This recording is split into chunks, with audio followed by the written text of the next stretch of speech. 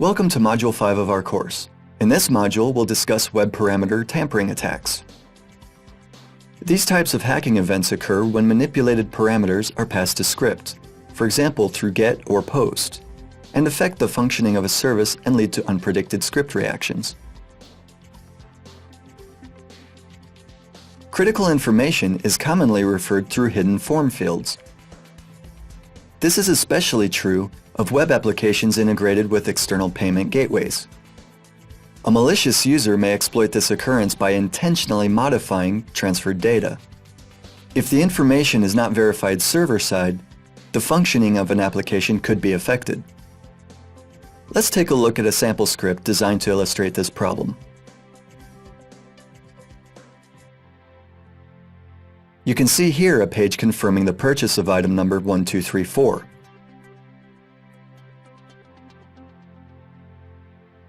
After clicking Confirm, the purchase will be executed, and a confirmation message will be displayed with the transaction price. Let's now see the HTML source code used here.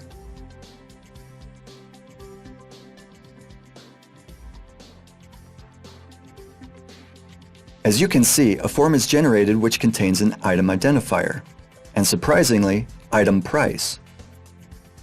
Let's try to change the values passed in the form. For this purpose, we'll use the Live HTTP Headers add-on. First, we need to intercept an HTTP request to the service and use the replay function to change the query and alter the values of the referred parameters.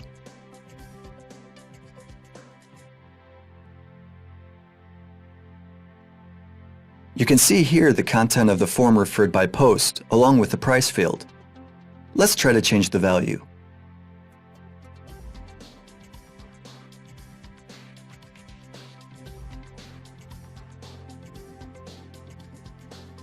As we can see, the price displayed by the script has been changed. If this information was not only displayed, but also used for other purposes, for example, transferred to a payment gateway or used to charge an account, a user could try to deceive the application and modify the amount paid. Remember that critical information shouldn't be made available to users. It has to be stored server-side. All information referred to users may be tampered with and modified by them. This is why it cannot be relied upon. Unfortunately, many websites still use hidden form fields to refer data to payment gateways. After a transaction is completed, they don't check if the actual transaction price equals the expected sum.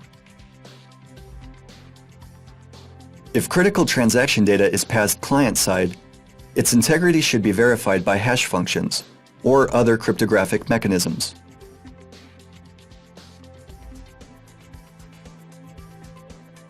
That's all in Module 5.